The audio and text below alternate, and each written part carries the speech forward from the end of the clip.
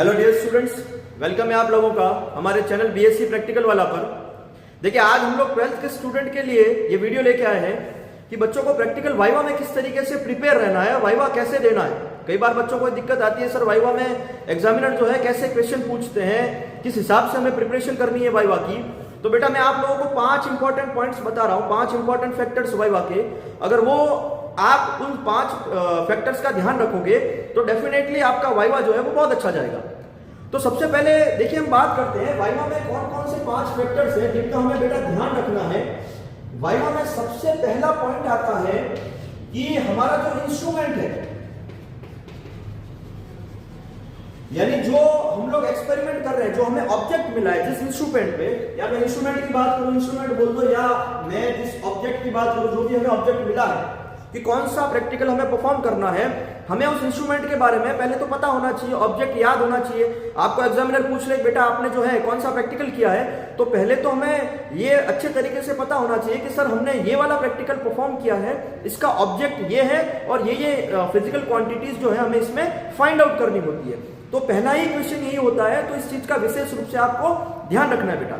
Instrument के बाद में अगर मैं दूसरी बात करूं तो इंस्ट्रूमेंट में कौन कौन सी फिजिकल क्वांटिटी थी, यानी कि जो भी हमारी क्वांटिटी थी उन क्वांटिटी में यूनिट, और दूसरा बेटा ध्यान रखना आपको डायमेंशन कि सर हमने जो प्रैक्टिकल परफॉर्म किया है उस प्रैक्टिकल में कौन कौन से फिजिकल क्वांटिटी थी। फॉर एग्जांपल हमने उसमें करंट देखा है, वोल्टेज है, रेजिस्टेंस है, अगर कैपेसिटेंस हमने देखा है, कैपेसिटर कहीं लगा हुआ है, कैपेसिटेंस जो है अगर कहीं फिजिकल क्वांटिटी सी लिखा है, तो अगर हमने जो है उसमें और भी दूसरी जो फिजिकल क्वांटिटी होती है उनके बारे में, उनकी यूनिट क्या है, उनका जो है डायमेंशन क्या है। फॉर एग्जाम्पल अगर मैं 5-6 फिजिकल क्वांटिटी की बात करूं तो टिप्स पे याद रखना बेटा कि sir current, voltage, electric field, magnetic field, इसके अलावा रेजिस्टेंस, कैपेसिटेंस, इंडक्टेंस, और इसके अलावा 5-6 हैं जैसे force, work done, power, energy और मोमेंटम। ये कुल आपके 12 फिजिकल क्वांटिटी होती है। ये 12 फिजिकल क्वांटिटी का विशेष रूप से ध्यान रखना, ये पढ़ के जाना, इनकी डायमेंशन क्या है, इनकी यूनिट क्या है, ठीक है बेटा।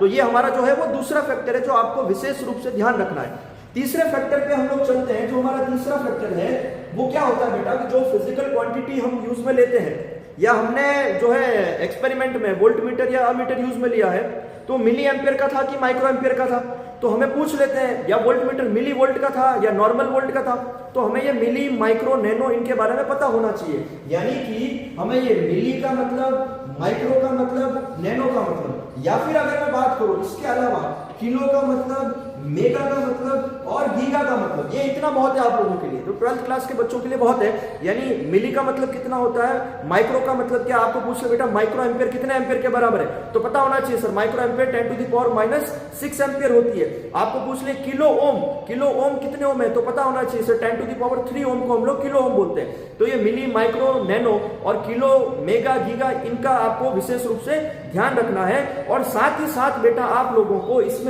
लीस्ट काउंट, यानी कि मिली, माइक्रो, नैनो, गीगो के अलावा आपको बेटा लीस्ट काउंट का बहुत अच्छे से ध्यान रखना है कि जो वोल्ट मीटर, अमीटर आपने यूज में लिया है उसका लीस्ट काउंट कैसे कैलकुलेट करते हैं, कितना लीस्ट काउंट है, ठीक है ना। मिली एम्पियर का अगर अमीटर है तो उतना उसका लीस्ट काउंट कितना है, वोल्ट मीटर है तो उसका लीस्ट काउंट कितना है, इस चीज का विशेष रूप से आपको ध्यान रखना है। तो ये हमारा तीसरा फैक्टर है। चौथा फैक्टर की अगर मैं बात करूं बेटा, तो कई बार क्या होता है आपको सिंबल पूछ लेते हैं। सिंबल फॉर एग्जांपल आपको बना देंगे पेपर में कि बेटा ये वाला जो सिंबल है वो किसका सिंबल है बताओ, या ये वाला जो सिंबल है वो किसका सिंबल है बताओ, ये वाला जो सिंबल है वो किसका सिंबल है बताओ। तो आपको पूछ लेते हैं एसी सोर्स क्या है, डीसी सोर्स क्या है, ठीक है ना, जो है करंट, रेजिस्टेंस का सिंबल क्या है, कैपेसिटेंस का सिंबल क्या है, इंडक्टर का सिंबल क्या है, खूब सारे।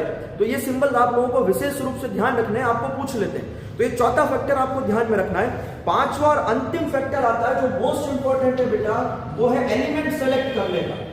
वो जो आता है बेटा वो है एलिमेंट सेलेक्ट करने का।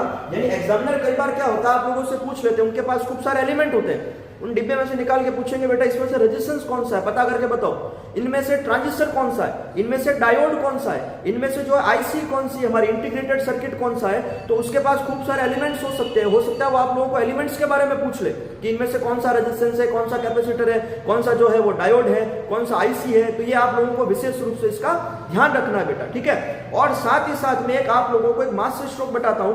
कई बार क्या होता है बच्चों इसमें फंस जाते हैं कि सर हमारा अमीटर भी करंट पड़ता है और गैल्वेनोमीटर भी करंट पड़ता है, तो हमें ये पूछ लेते हैं बेटा कि इनमें difference between ammeter and galvanometer. ठीक है बेटा, यानी डिफरेंस बिटवीन ये गैल्वेनोमीटर और अमीटर में क्या क्या डिफरेंस है, अमीटर गैल्वेनोमीटर में। तो ये थोड़ा विशेष रूप से आप ध्यान रखना, वोल्टमीटर, अमीटर और गैल्वेनोमीटर को अच्छे से पढ़ के जाना बेटा। अगर ये सारे फैक्टर्स अगर आपने ध्यान में रखे हैं तो डेफिनेटली आपका वाइवा जो है वो बहुत बढ़िया होगा। तो all the best for you, and हमारे चैनल को आप लाइक करें, सब्सक्राइब करें, और बीएससी प्रैक्टिकल वाला के साथ फर्दर 12th के बाद जितने भी प्रैक्टिकल्स के वीडियोस हैं हम लोगों ने अपलोड किया है टाइम टू टाइम और भी अपलोड करेंगे, तो हमारे चैनल के साथ बने रहे। Thank you so much.